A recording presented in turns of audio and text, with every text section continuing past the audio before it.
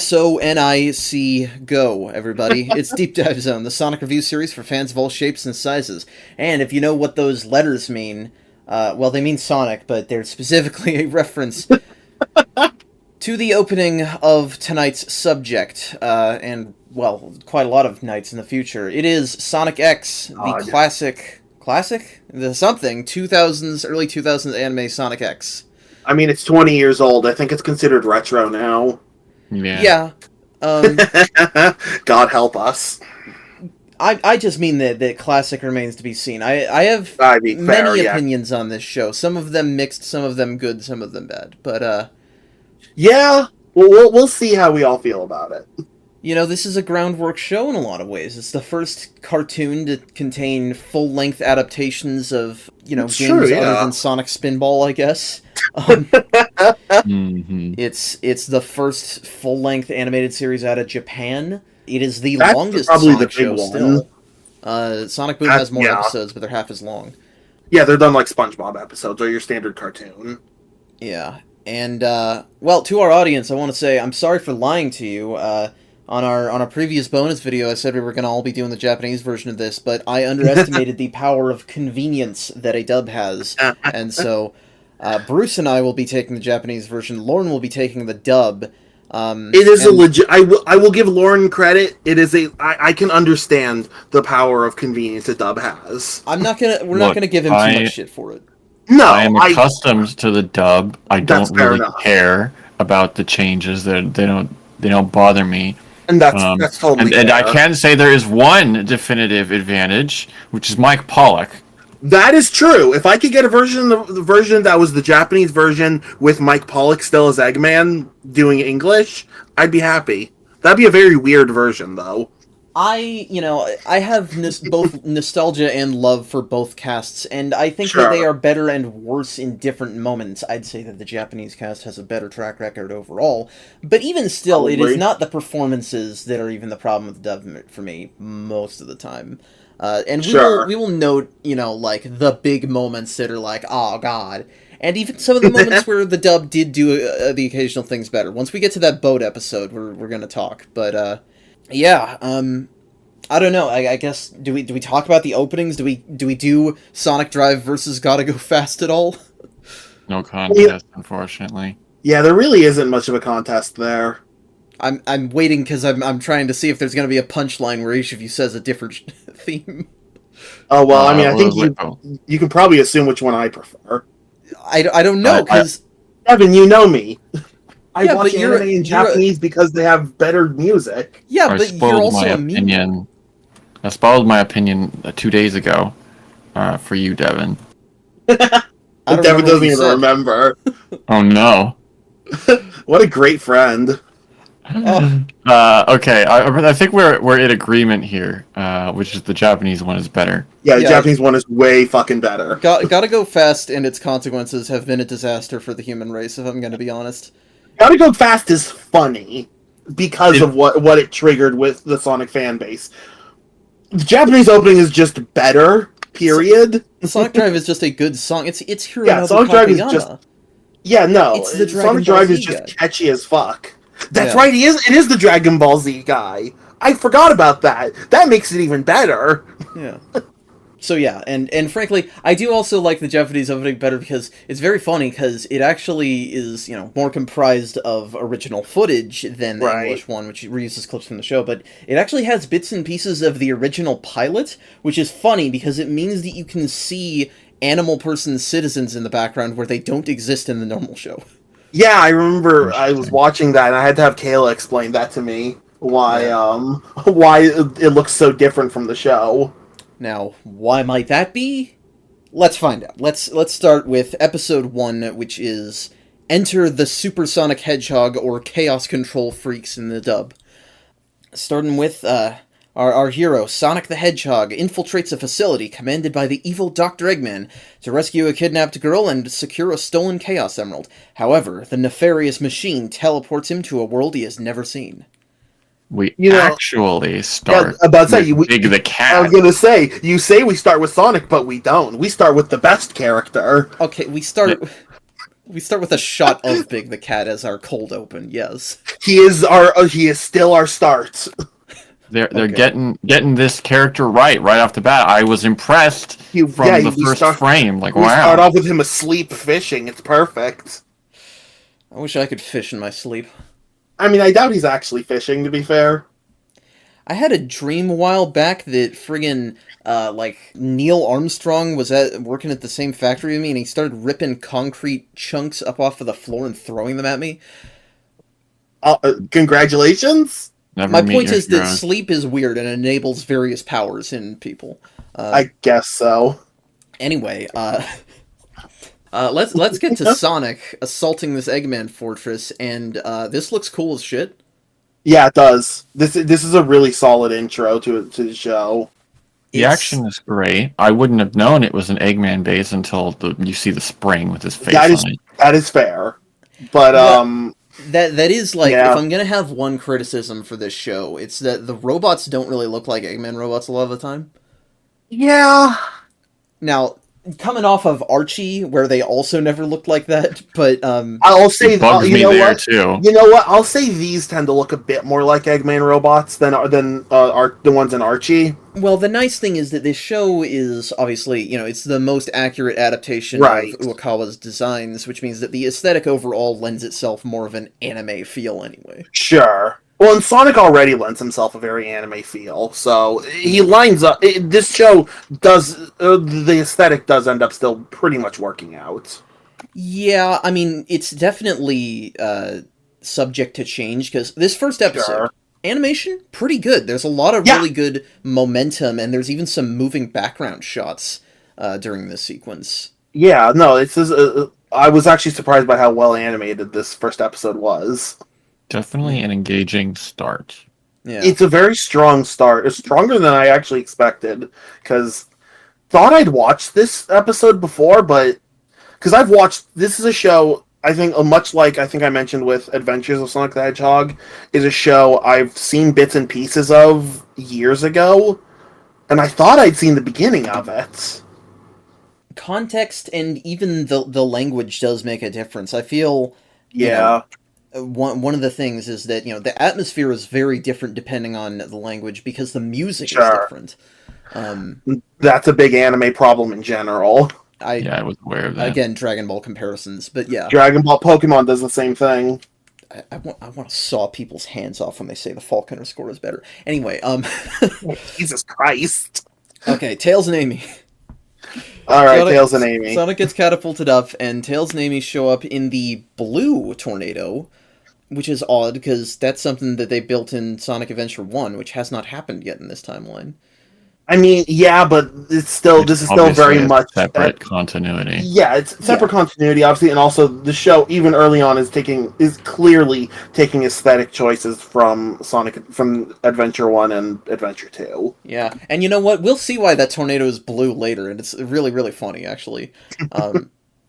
Anyway, they show up to give Sonic a ring, showing two things. One, I cannot believe it! There are power rings in this show till you can't escape them.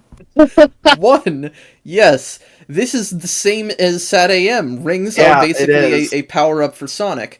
Now, thankfully, I will say that rings are pretty consistent in this show compared to Sat AM. They're basically just for Sonic. Right. Mm-hmm. And that's nice, at least. But I mean, also, how do you adapt the rings, or use the rings in a piece of medium, without just making them, like, a power-up? You don't, probably. Exactly. Does Sonic Prime just have them, like, lying around and there's not even any, like... I haven't watched Prime, so I have no idea. Just use them as currency. I mean, realistically, that's probably the better way to do it. That makes it a lot less interesting, also. That makes the rings a lot less interesting. I just mean, if you're gonna include them because, it's a thing from the games, don't make them anything fantastic. Yeah, probably. I guess, but I feel like if you want to make them plot important, making them a power up makes them a lot more sense. It has its uses. Sure. We also see that, like, whenever Sonic spin dashes in this show, spin balls, he just kind of floats around as a CG ball. Yeah, that looks a little lame. I'm gonna be honest. It's It's not so much the CG that bothers me. It's that they just move around like they're dragging a mouse. Yeah, no, anime can use CG well. I don't want to act like it can't. This is not a well done use of CG in anime. Yeah. So Amy and Tails get shot down and almost crash into a rock, but Knuckles saves them by breaking it. Although it just shows his fist moving toward the screen at first, which is funny. It's fine. We don't need more than that. Now, why is Knuckles here is my question. You should be at home, buddy. I don't know. Maybe they were all attacking the base. I guess, but Knuckles... We have no explanation as to what led up to this. So they don't really explain anything that's going on here. This is just kind of here's all the furries. Let's show them doing cool stuff. Yeah, well, and speaking of questionable explanation, we get introduced to Eggman after this, who... Hell yeah. For whatever reason, has Cream the Rabbit kidnapped?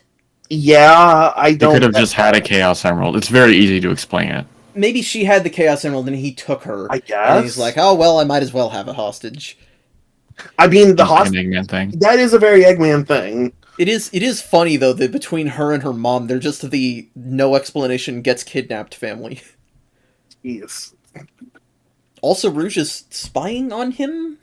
Which doesn't make a whole lot of sense. Emerald. I mean, yeah, but why wouldn't she just steal it instead of spying? Maybe she was trying to steal it from Cream when Eggman kidnapped her. Imagining this, all playing out at once, it constructs a very funny prequel to this episode. Mm-hmm.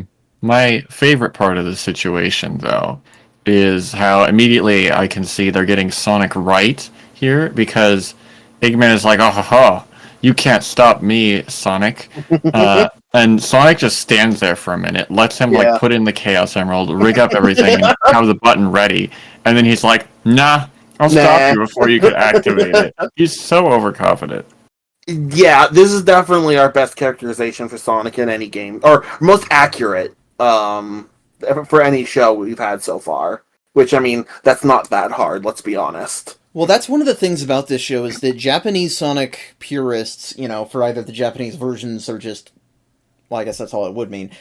They hold this show up as a paragon of characterization for the entire cast.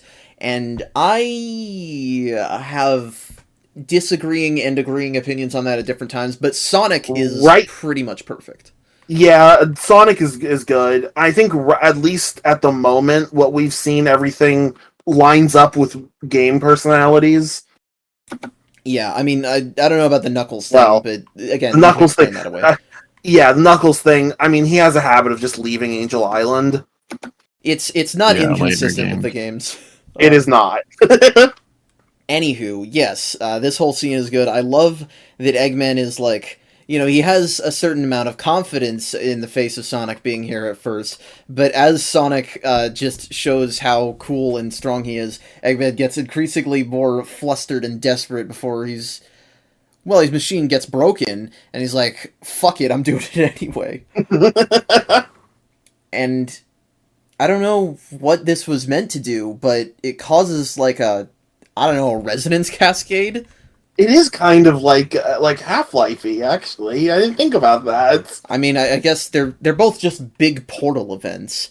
Sure, yeah.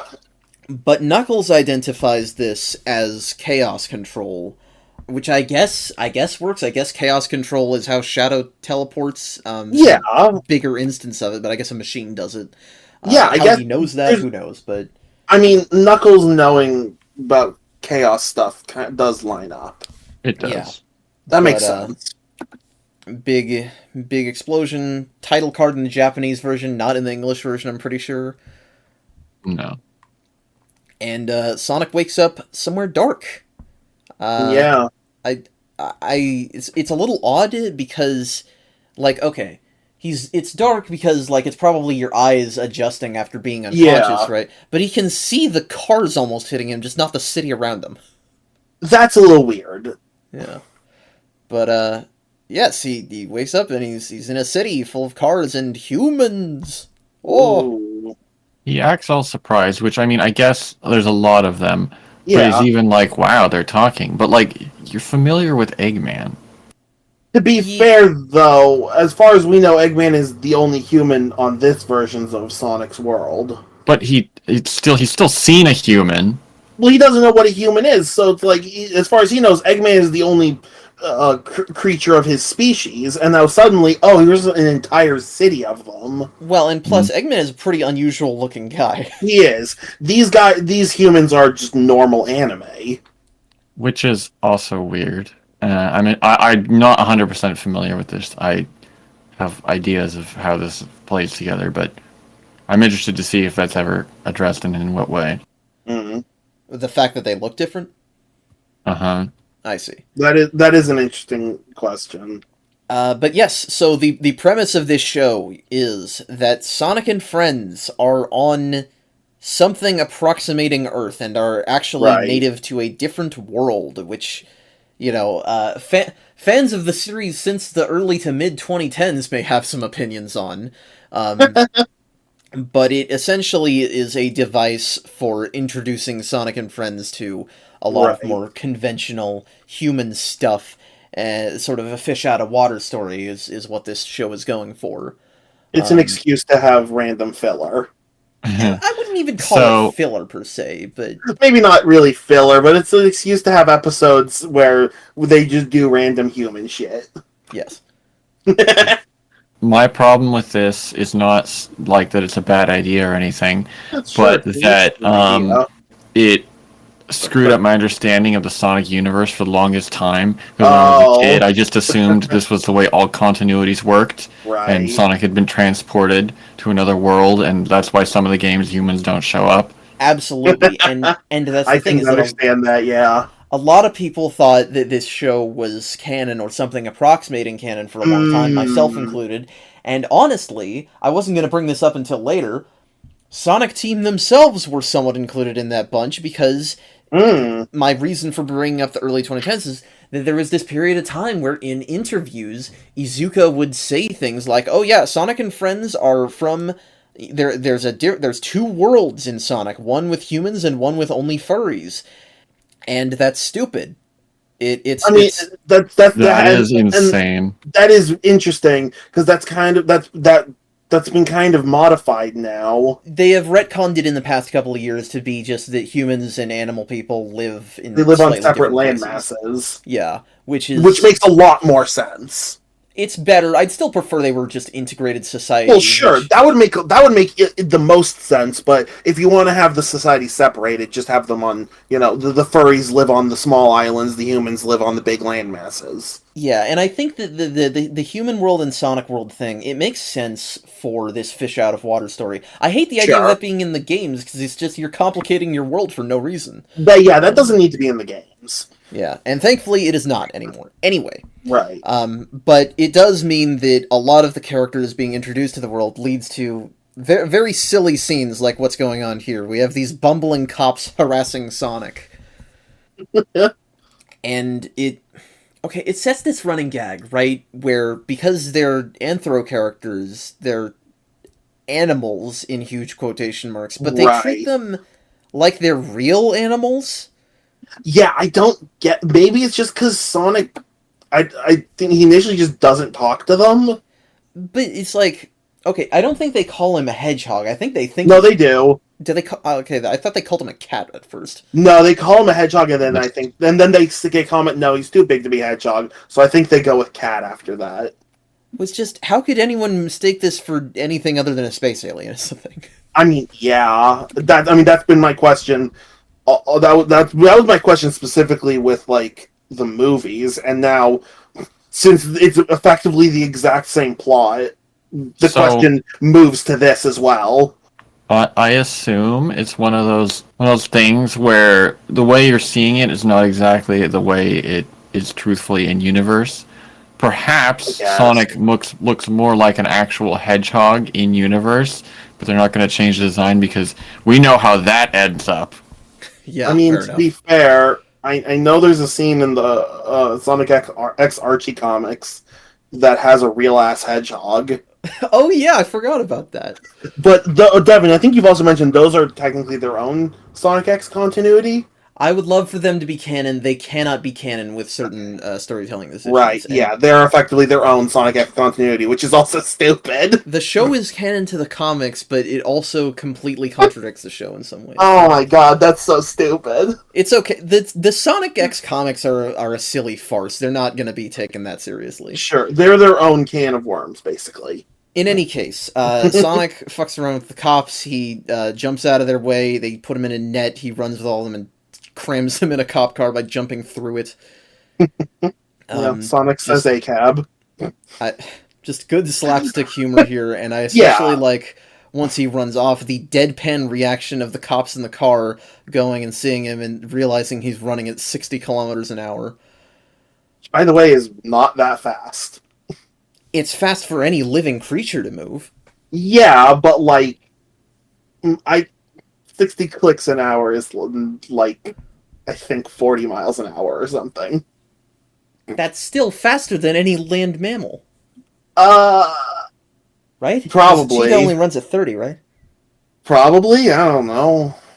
In any case, the entire point of this is to have a ramp up in the Right. gag, because the regular cops are not that great, so they call in. Yeah, the regular cops can't deal with this. They call in the high-speed Formula 1 police squad?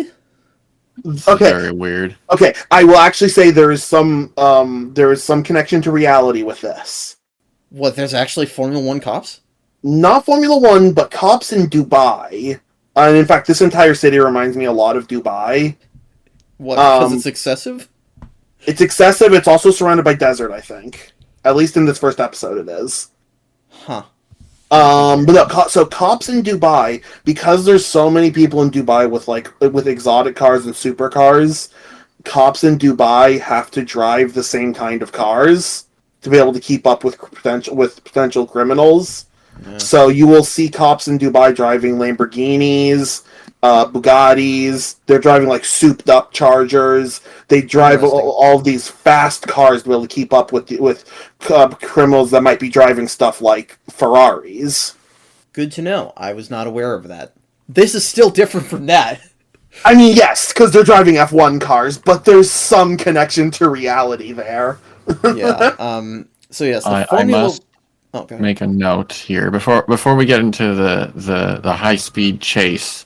I think there's a moment where Sonic is like on his own for a little bit, and he's looking at like the sky, and he says, the stars and the moon are the same. I will make a note of this. So what? Right. It's the same constellations? Does that mean Sonic's planet is in the same universe? I'll think about that. But that is a problem, because a planet in a different solar system would have completely different constellations. It would have to be close too, yeah. Yeah, if the constellations were the same, it would have to be the same solar system. It's gonna get funny. It's gonna be weird. Oh boy! All right, let's go. But yes, good thing to note. Now, the leader of the F1 police squad, this guy, Sam Speed. I don't think they call him that in this episode. But that is his name. I think they do later in the episode. Maybe. Because I have a note that they do. I was caught off guard by how deep his voice is in the Japanese version. In the dub, he sounds kind of like a nerd. Yeah, his voice is surprisingly deep for his face. But he is this loner cool guy who's he has an insecurity complex, really. He sees that Sonic is fast and is like, no, I need to beat him immediately. I need to be the fastest in this goddamn city. So he's kind of, he approaches Sonic and he tries to be cordial with him, but is clearly sort of interested in taunting him until he sets the S Squad goons on him. And I do like this bit where Sonic gets surrounded by the cars and he's like, oh no, I'll be crushed. The delivery from Kanemaru is great on that line. And the next sequence where he jumps on top of the car and the driver's like, hey, get off. What if some kid tries this? Well, actually, here's a good dub win moment. Is that in the Japanese version, Sonic just turns to the camera and says, kids, don't try this at home. In the dub, he specifically says, kids, don't use Formula 1 race cars to chase hedgehogs. That is an amazing line. I love it. That's a great line. Holy crap. And I also love that the spirit of Sonic Says is living on in some form. Oh my This was god, it something is! I had no idea about, especially in the Japanese version, is how much this show breaks the fourth wall. It'll become more prevalent later on, especially when we get to Sure. Chaotix. But yeah, yeah, it's fun. It's funny, and Yeah. Sam he gets his serious moment when Sonic displays better speed than the Formula One cars, running backwards. So he activates his special Nitrox Hot Wheels fuel to chase after him, which the subversion for some reason calls milk multiple times. I don't know what's up with that. That's gotta be like a Formula One term. I meant to actually look that up, Either a but Formula One term or maybe some Japanese colloquialism. I don't know. it could also be like a Japanese street racing term, because street racing is a big deal in Japan as well. Yeah, but Sonic obviously doesn't stand for any of this shit. Of And course.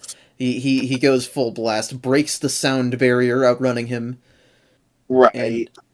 and like any self-respecting Sonic game, he goes so fast that he can't stop when he sees the edge of a platform. Oh my gosh, yeah, that's so true. You know, a few days ago, I, apropos of nothing, decided, hey, what if I tried A-ranking all of Sonic Heroes? And, boy, do I feel that watching this. Yeah. Yeah. What did you? Yeah.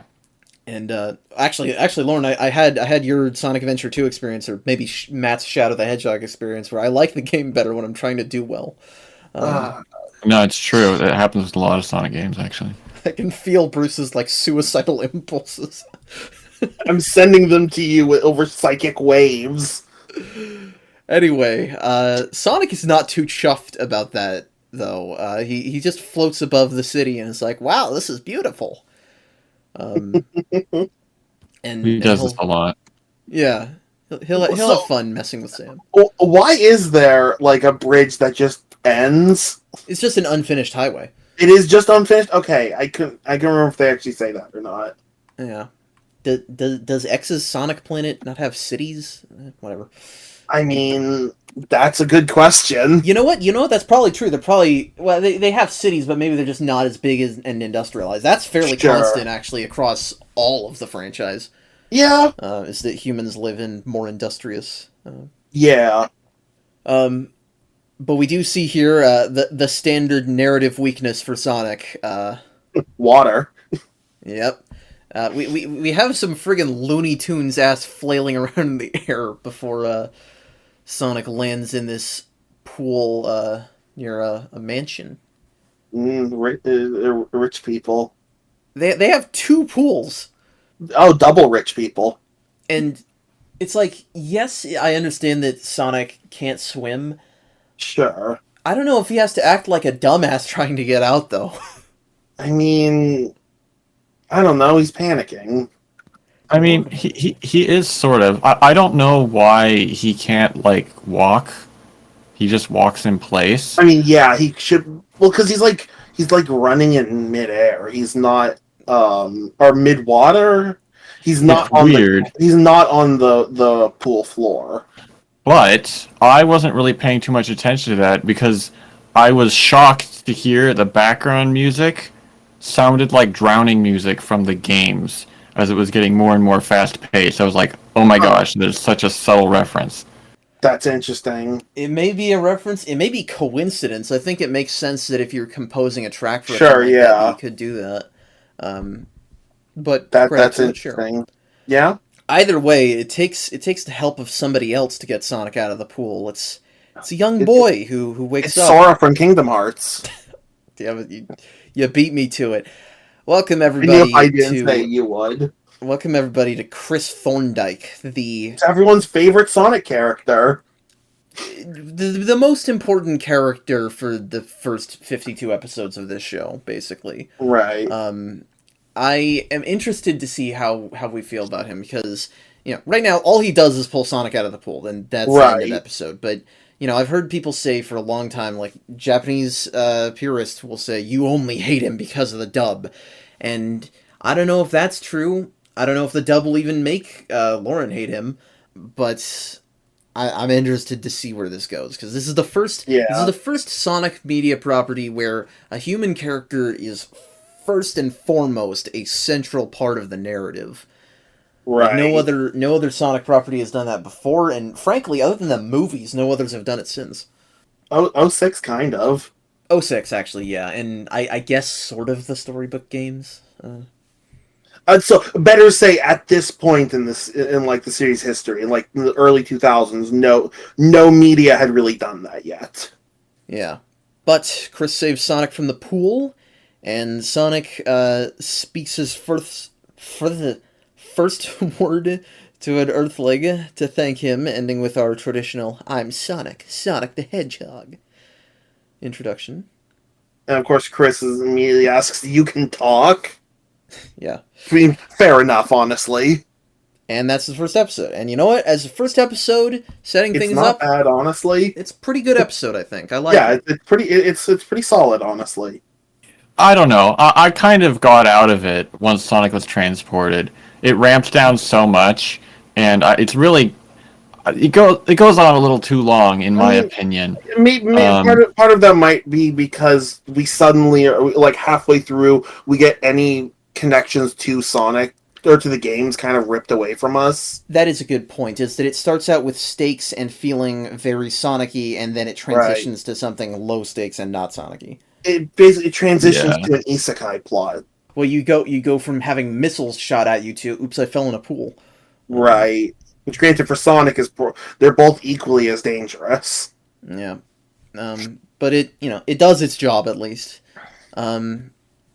It does show, what the major thing about this show will be, which can be a deal breaker, is that it has a lot of anime original, usually humans, right? That'll have a not insignificant amount of screen time. But we get an ending theme, Mirai. It's fine. I don't have anything to say about it. I do like Sonic and Friends in every episode. I like Sonic and Friends watching the events of the prior episode on TV, but yeah, they're watching the news report. But let's push it to episode 2. Infiltrate, Area 99. In the dub, it's called... What is it called in the dub? Sonic to the Rescue or something like that? Yes. Uh-huh. When Sonic learns he wasn't the only one sent to Earth, he sets out on a mission to infiltrate a top-secret military base with Chris and his grandpa tagging along. But yes, we start off here with our more formal introduction to Christopher Thorndike. And his whole thing is that he is a rich kid, but his parents are busy all the time, which means he is lonely. So now he has a friend. Maybe. Doesn't quite seem that way at first. I guess, yeah, maybe at first it's like... Well, this is the thing, is that we're going to be introduced to the 3 other adults that regularly hang around Chris's house. Right. And are not parental figures, but, they're close enough to parental figures. Yeah, so it's like, already that's a little like, I don't know about that. Yeah. I mean, yeah. His dad is the CEO of a tech company, and his mother is a famous actress. So he's on the phone saying, oh yeah, I saved this drowning cat. It's not a space hedgehog. No, clearly it's a cat. Also he kisses the phone. Is that... Sure. Is that a thing that like kids do? I've never seen or done that. I don't know. It doesn't honestly seem that unusual. It doesn't seem that unusual. But it seems like for a kid who barely gets to see his parents, I could probably understand it. Yeah, fair enough. The real star of this scene, of course, is Sonic, who does not give a fuck. Yep. His expressions and like subtle noises in this conversation are very funny. He thinks that Chris and his parents are totally superficial, and Chris is like, "I looked up what hedgehogs eat." And he's like, cat food. Cat food. He nearly throws up. Yeah, as we know, hedgehogs only eat chili dogs. Yeah.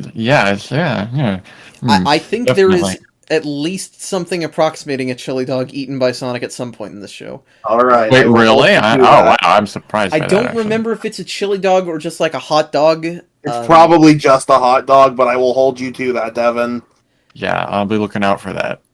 I know he eats a burger in one episode. That's weird. That's It's close. not the same thing. That's close I enough know to that. a chili dog. There is closer things than burgers. Trust me. Anyway, I like the bit after that where Chris is like, "So, when'd you learn to talk, Sonic?" And he's like, good question. I don't have a good answer. Like, this show is really bending over backwards to not like make a family for Sonic because like, he should just be like from my parents or whatever. Yeah, my parents taught He me can't how. say anything about that. No, because we can't talk about Sonic's family at all. well, you got to remember that Sonic learned to talk after the classic era. If Generations is to be believed, he doesn't fucking talk. Really that is stupid. true. And also Sonic incorrect because Sonic CD. That's true. That's true. Yeah. Actually, I forgot about that little fact though. Yeah. Generations plot is silly. Can't wait. So Sonic and Chris turn on the TV and they watch the news report about his midnight rampage, and Chris's techie mechanic grandpa man walks in, and there's this funny little bit where he doesn't notice Sonic until like several seconds of double take. Question: do you guys recall hearing this man's first name spoken aloud in any of the episodes you've seen so far? No, but I do know what his first name is. Yes, this man's name is Chuck Thorndike. Which I have to wonder, is that an Archie reference? Well, it'd be Sad AM, but I have no idea. Sad AM. It really seems like it should be, given that he is, an inventor granddad. Sure, yeah. But I don't know if it's an Uncle Chuck reference. I'd like to hope it is. I mean, the question that I would have is, did Sad AM air in Japan? No, it absolutely did not. But it doesn't. Because I know it aired I know it aired in South Korea. Oh, I didn't know that. Yeah, it doesn't need to have aired though, because I mean, Sonic Team and SEGA, they know. They know about they know to some extent about the American stuff, but I still have to wonder how many of them would have had any actual interest in watching it or interacting with that. I mean, we've had merging of some details here and there. Robotnik is a canon name. Sure. And chili dogs are canon, etc. I think it's entirely possible that someone could have known about Sadium and put this in as cheeky little reference. I feel it's too obvious for it not to be a reference. It's got to be a reference. He's more Doc Brown than anything else in any case. He's definitely more Doc Brown, yeah. But the news also shows the apprehension of Cream and her Chow Cheese, who were taken to Earth along with them. Uh-oh. The children have been kidnapped by the government. Yes, and Lauren, what do they call the military in the dub? Do they just say the military? I think so, yeah. Okay. It was very odd as an experience because I was watching the Japanese version, right, and the official subtitles say the military. I can clearly hear the voice actors saying gun. Oh, yeah, they did not call it that in the dub, that's for sure. I watched this episode so long ago, I completely forgot about that. That's interesting. Yeah. But in any case, Sonic runs out to save the friends without knowing where the hell to go. I mean, to be fair, in line with Sonic, that's exactly something he would do. He has to yeah, I absolutely love when Chris is like, "Wait, Sonic, do you know where Cream is?" He's like, "No." He's like, "Oh crap, no, I don't." Yeah, good moment. They're being held at Area 99, which is basically just Area 51. Right. And so Sonic. Well, I guess Sonic could probably get there if they told him where to go, but instead, Chuck and Chris decide to tag along with this car. Because, that makes sense. Nice I am a little surprised that Sonic wouldn't just ditch them as soon as he was told where Cream was. Yeah. Like, shouldn't he be in a hurry to rescue Cream? Like, he's not just being nice, like, he's putting Cream at risk. Waiting. I mean, realistically, he should be like, all right, where's the military base? Let's go. He even complains about the car being too slow. So, I don't know, because he's not, like, doing a courtesy to Chuck and Chris. He doesn't care about them yet. Sure. Exactly. It seems out of character, honestly. I think I will say that I'm saying he doesn't care about them. Later stuff will establish that Sonic does feel some debt to Chris for saving his life. Sure. I don't know if that's necessarily an excuse to not save his other friend, though. So Exactly. bit contrived, but it's okay. Sonic has a Dragon Ball Z Scouter now. Hilarious. It's well, it lets him see infrared lasers. Right. And, well, Gunn is treating Cream and Cheese about as well as any depiction of the U.S. military with aliens, or indeed any depiction of Gunn. They're stuck in this tube. I'm surprised they're not actually being poked and prodded. Well, it's weird because... Well, they couldn't make it that intense. I guess not. They put him in this... It's like an MRI scanner tube or something. I don't know what it is. Right. It sure reminds me of a roboticizer, but that's probably me. It does, yeah. No, it definitely does resemble a roboticizer. So, Sonic is sneaking in. He's evading cameras, Metal Gear Solid style, going through vents. Why they have laser traps inside the air vents, I'm not sure about, but I guess if they can afford them. They're genre savvy. Yeah, they're genre savvy. Yeah. I'm glad that forced stealth sections never caught on in Sonic the way they did in Zelda. But it's okay, because Sonic gets some help. The lights and computers all go haywire thanks to these sci-fi paper airplanes. Those are weird. Yeah. But honestly, I'm not surprised when you realize what the source is. Yeah, at first I thought it was something that Chuck sent along with him, but it's not. And, well, you're supposed to be confused about it, so it's fine. But Sonic goes to get Cream and Cheese. They run out of there in the confusion. Sonic looks at a security camera and says, "Oh shit." Literally, that's one of the things in the Japanese version is that they have English swears. That's funny. That's something that always weirds me out in children's anime when they just randomly curse. Usually it's not in English. This is especially weird. Well, so I mean, this is one of the things. The Japanese doesn't have traditional swear words the way English does. Yeah, it has a couple words that can be somewhat translated the same way, but they're not really. The majority of swearing that you see in anime is stuff that translators added themselves, which sometimes fits. A lot of times it's fan subbers saying "fuck you, Sasuke," but it is odd here to have not even a very mild English swear word said. No, Kanemaru just says shit. 2. Yeah, and it's not even that often otherwise. I think this is the only time that specific word is used. Right. In any case, the security cameras reactivate, and they all have laser guns on them. Because lasers are cool. I mean, yeah. I guess as long as they never expected to bring any valuable sample in here, whatever. That seems. Well, I assume they're only supposed to activate when they detect an intruder. Well, that's the thing, is that they're detecting an escapee. I guess the planes are making them go haywire, so I don't know. Yeah, that's probably it.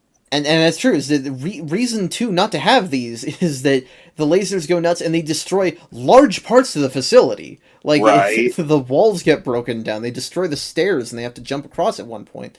That's later, but you're gonna harm your own personnel. I mean, well, now that I know this is Gun, that checks out a lot. Oh yeah, fair enough. It's Gun. That makes sense. But yeah, Sonic hears the sound of an engine outside, and we finally see where those paper airplanes come from, and it's Tails. Of course it is. Of course. Mm-hmm. He's a good boy. The drawings of him are pretty cute. I generally like a lot of the character animation in the show. Yeah. And I will say I never quite got that. Okay, so every once in a while, a character description or someone reacting to her will say, "Oh, Cream is so polite," and I never quite got that. Yeah, it doesn't come across in English because her actual speaking mannerisms are overly gracious. Right. And I guess she bows a lot, but yeah. But she was raised well. They get out of there. They get home. The military, I guess, did not track them here at all? Question mark. Tails magic. Yeah. It easily could have been Tails' interference. That's I fair. mean, yeah. I trust him. He broke into Prison Island and will in this show again. So There you go. But Chris chews Sonic out for being reckless. I disagree, my good man. Mm-hmm. But he does mention fucking with the military could have started a war. That's true. So I guess whatever Tails did, if he did something, is really lucky they didn't get noticed. On their way out. Tails probably just wiped any security footage. Yeah. But Sonic and Tails, the boys are back in town. The bros are back together. They conclude everyone at the base that night probably ended up here, and right. Yeah, we get to see Eggman at the end. Hell yeah! Oh my gosh, the reveal is so hype. I love that you see it's just like a piece of his fortress has been transported. Right. He's not got a whole lot. He's suddenly transported into an unfamiliar world, and he is absolutely giddy with the prospect of conquering some unfamiliar got more territory. land to conquer. Like, he doesn't care. He's like, this is awesome. Let's go. He doesn't care that it's a new planet. He's like, whatever. It's more land for my empire. Well, and specifically, I'm pretty sure he doesn't know that anybody else is here yet. So it's like, oh, I can do this unimpeded. I'm gonna get to scheming. Yep. And so I'm hyped for that. His big egg tower is just kind of stuck in the side of this island mountain. Yeah. And so I had fun fact, I had these first 2 episodes on Game Boy Advance Video. Holy shit, that's a name I haven't heard in like a fucking millennium. Yeah. One of the best ways to view them, obviously. That or actually no, yeah, that is just the pinnacle of anime watching. A truly cursed format, but I'm very familiar with them dubbed as the result, and sure. Well, you know what? This episode is a smooth watch, I think. I think it's pretty alright. Yeah. It's got speed, that's all I need. It's not too bad. Yeah, I mean I guess Cream being kidnapped is as much a draw as anything. Yeah. But I'm still it's still ramping up. I don't know. Yeah, I feel like we haven't really gotten to a level of like tension yet. It's just kind of like things are still ramping up because we're still reintroducing the characters since the intro to the first episode. You know, I'm just thinking it would be hilarious to set like a TV show at Area 51, and they've got a bunch of different things under lockdown, but they have to contend with the fact that people from other fake shows keep trying to have Area 51 adventures and steal shit from them. That would be fun.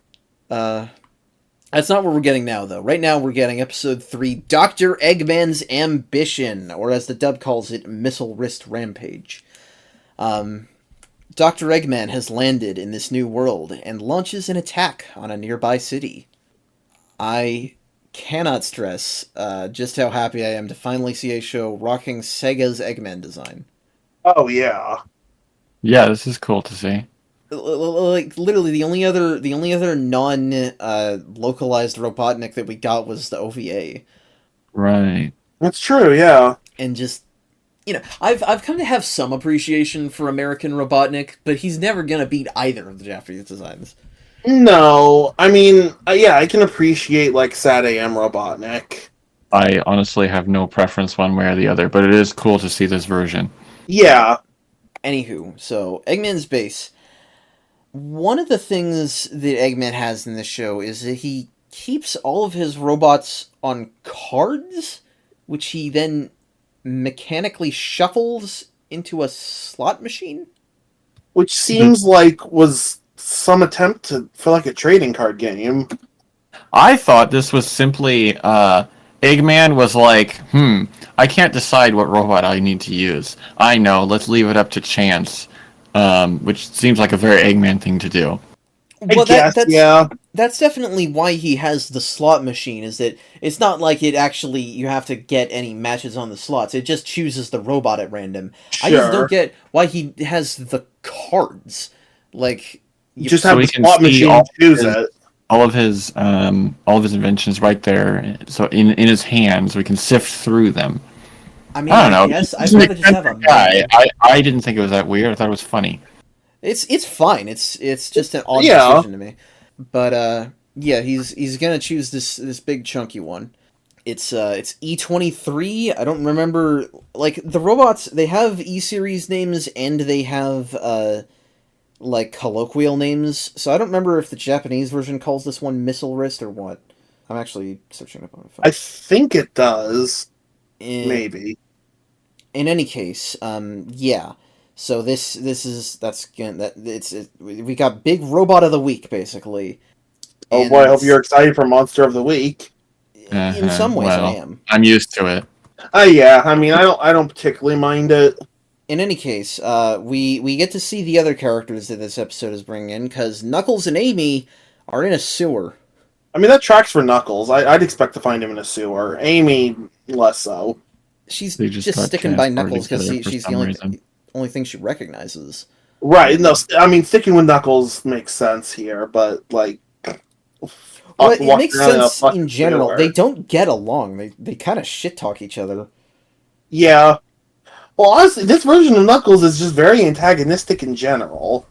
Okay, but he's also speaking the truth. He is. Because I like that this show is calling out Sonic for what he did at the beginning when he's not really taking the conflict with Eggman seriously. I get the idea that if he had taken it more seriously, the malfunction might not have played out that way.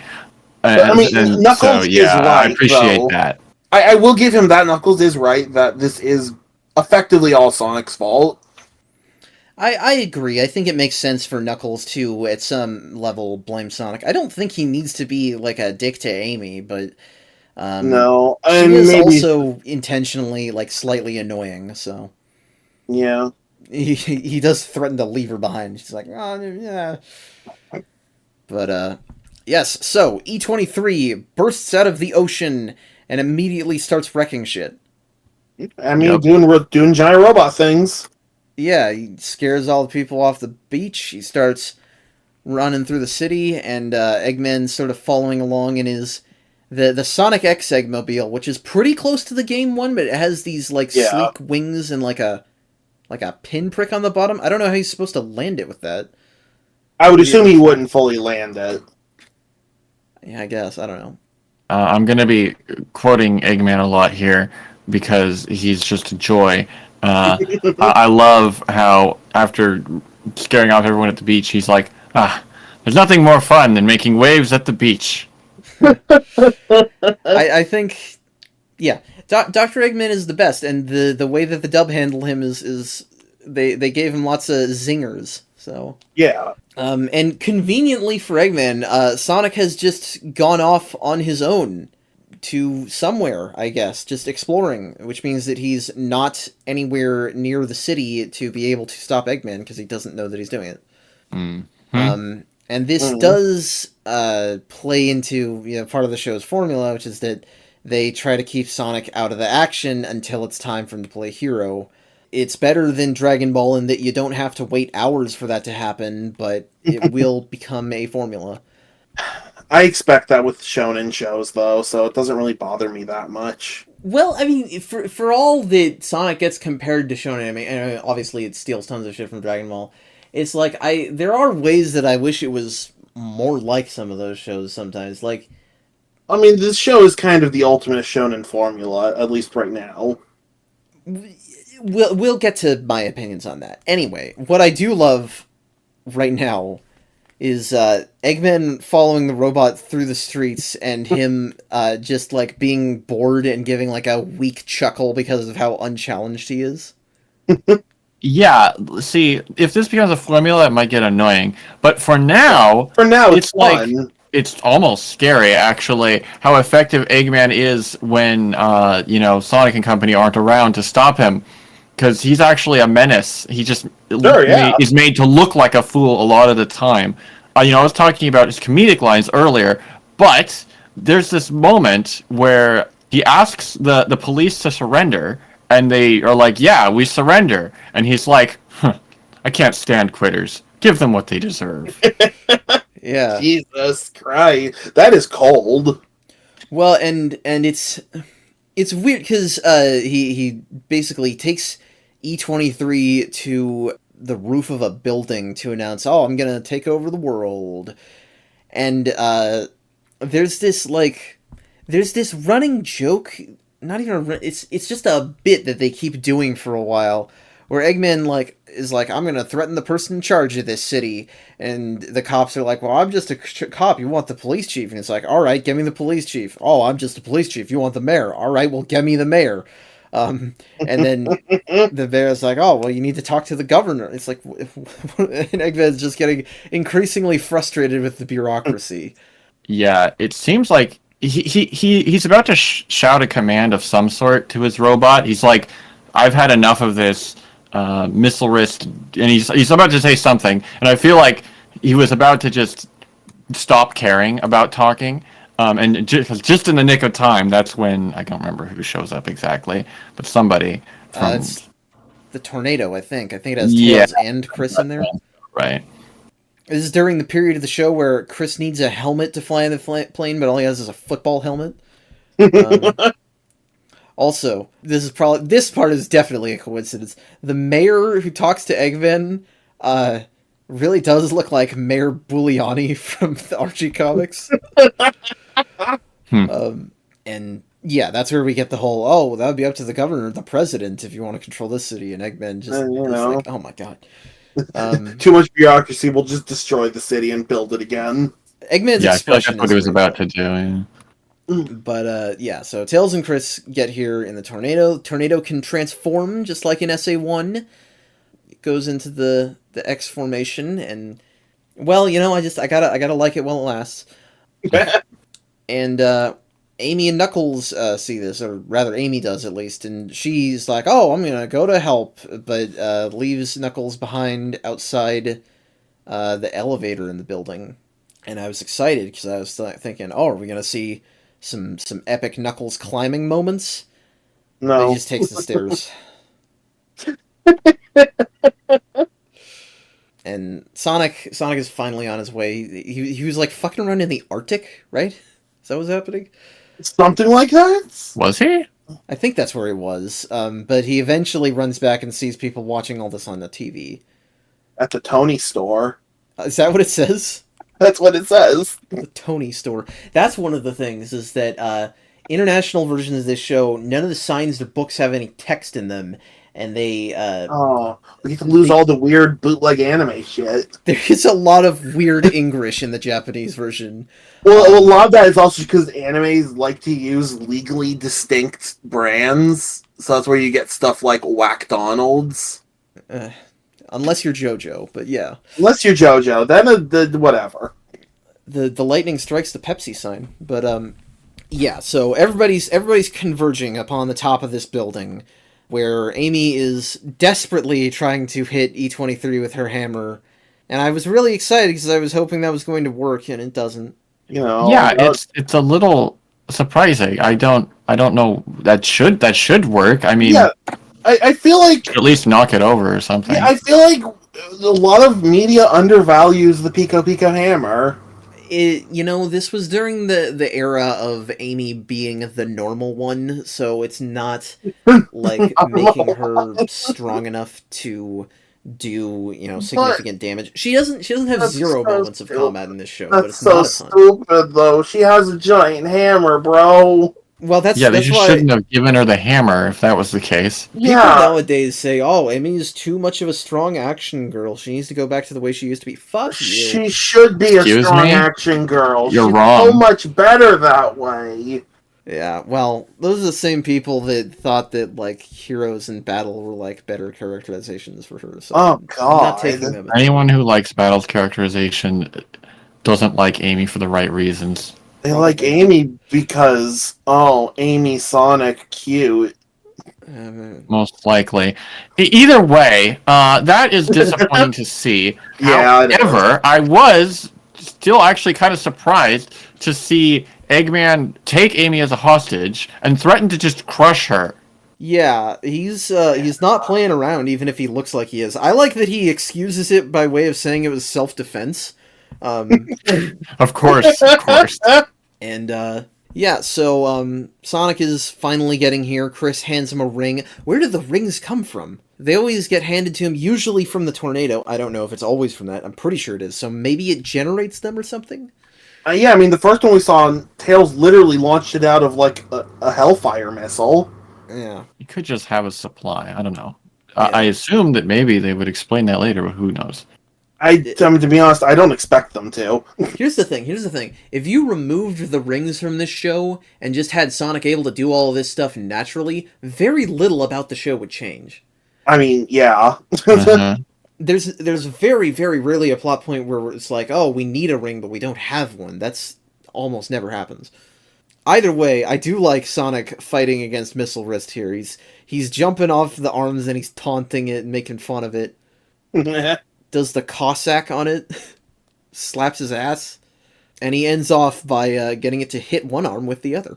Classic way to take down an Eggman robot. It really is. And it's...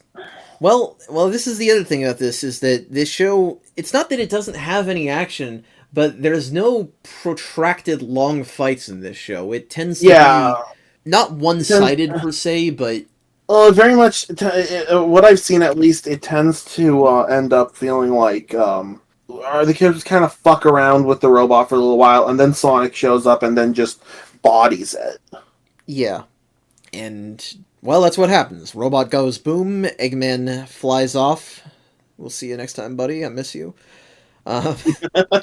Yeah, I mean, Sonic is just looks at him like he totally could do something, but he doesn't care enough. He's just like, you lose, and then lets Eggman fly away. So yeah, once again, Knuckles was right. That's par for the course for the series, but yes, it is. Amy jumps on Sonic, which I'll give her clinginess a pass for this one because it had been days and she didn't know whether he was okay or she was hostage. Yeah. It's like I have laser focus on Amy because I want to see how well this show represents her. So far, if she can just do more good fighting, then it'll have an okay track record. I don't hate her personality just yet. Her personality hasn't been offensive so far. Some gun soldiers show up to be like, "Hey, what's your deal?" And there's like, "Bye." Of course. Escape in the tornado. Chris, at one point, says cream and cheese are at his house, and Amy says, so that means we're all together again? Which is a weird thing to say, because, like, what are you implying about the group? Who's we? I mean, I guess because they were all grabbed at the same time. Yeah. Or they all were all transported at the same time, because they were all at Eggman's base. Yeah. I just mean in the sense that, like, in terms of group dynamics, like, Amy and Tails, they hang around Sonic. Sure. Knuckles doesn't tend to intentionally cross paths with them. Right. And Cream is just kind of some girl. Kind of. But... Right. Although, she and Amy are friends. That's fair enough. Fair enough. Anyway, speaking of Knuckles, actually, he basically decides, I don't want to hang out at some Bushi mansion, so he just lets go of the plane and glides off into the distance. Yeah, he's gonna go be Piccolo. And hey, he glides. Yeah, damn, we got the gliding. Yeah, that's cool. Yeah, we didn't mention earlier, but one of the first things Knuckles says in this episode is like, I'm just focused on retrieving the Master Emerald. Or not retrieving, but getting back to the Master Emerald because he needs to guard it. So, yeah, despite the fact that I highly doubt he would get anywhere close to figuring out how to get back, that's all he's concerned about. So he's like, to be fair, if anyone's going to figure it out, like, out of just sheer willpower, it would be Knuckles. I'm trying. He probably would find some really weird way eventually. Probably. I think he does in Sonic Prime, but up until that, for 20 years, this is the only Sonic cartoon where Knuckles properly does glide, because he doesn't in Underground or Boom, and in the OVA he just floats. So that's true, he does. But yeah, so that's the end of this episode. He goes off, and this episode is certainly fun in how it uses Eggman and his robot. I think that Tails, Amy, and Knuckles as a supplement to the episode are fine, but they're not the most involved. I mean, Tails is probably the most involved.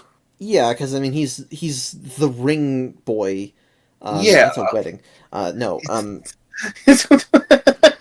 The Sally He stand-in.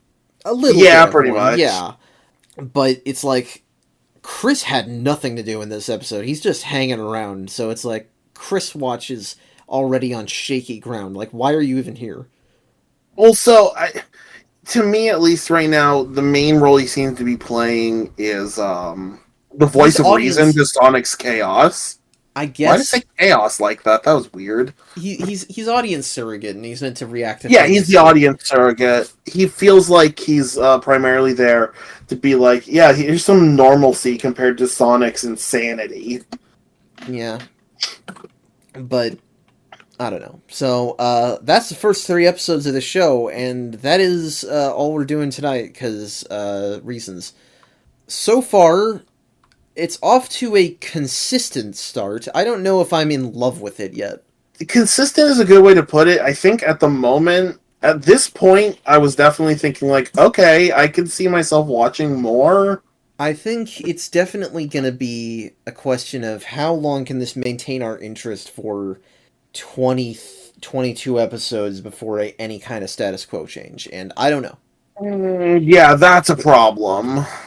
Yeah, I'm not particularly interested in the human world at the moment, which is Right. a bit Yeah, of a problem because that's the the setting. human aspect is definitely weak so far. So I am I enjoyed curious. episode 3 a lot more because Eggman showed up, but We that got a lot more probably of Sonic status quo in episode 3, and I think that does help.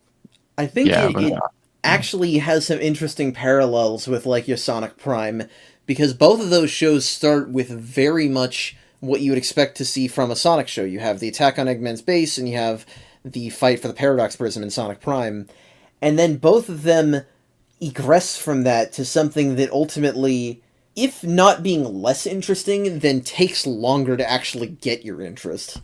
So Yeah. it's questionable, but I don't know. We'll see. But Yeah. for right now, that is going to be it for tonight. I hope you guys enjoy. I hope that the 3 episode pace does not become exhausting to our viewers.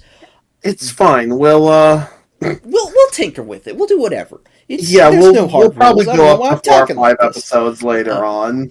In any case, I hope you guys enjoyed. Thank you all so much for watching. If you like this episode, please feel free to like, share, comment, and subscribe. And if you have any questions, comments, criticism, or feedback, you can reach us at any of the links in the link tree in the description. I hope you have a great rest of your week. We'll see you next week for another episode. I hope you have a great rest of your night, and take care.